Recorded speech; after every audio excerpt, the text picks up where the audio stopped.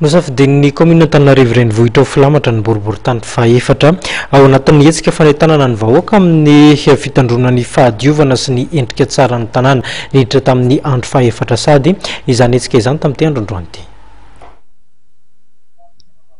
Ampahany fahaefatra amin'ny hetsika fanadiovana manokana tanterahana tao anatin'ny boriboritany fahaefatra no tanterahana androany teto amin'ny tsenana Anosy.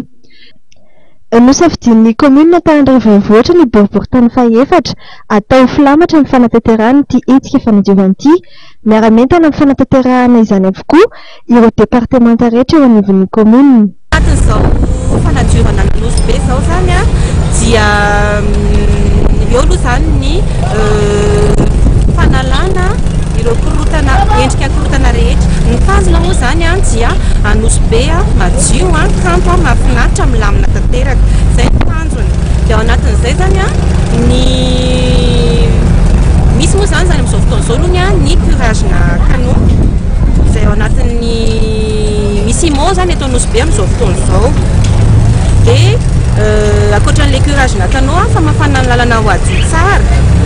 Dia eo ihany koa zany fanesorana an'iren'ilay epave reny.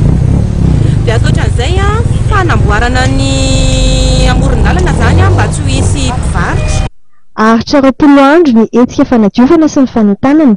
Ankoatra ny fanadiovana ny lalana sy ny fanesorana ny mpivarotra amoron-dalana, dia misy ihany koa ny fanentanana ny vahoaka hitandro ny fahadiovana toy ny fialana amin'ny fanariana fahakoetsiroa sy ny fanaovana maloto eny rehetra eny. Namafisin'ny foibe ny tserasera eo anivon'ny fadidinan'ny commune fa ezahana ampiarana manery ireo boriboritany enina eto Antananarivo ity fanadiovana ity.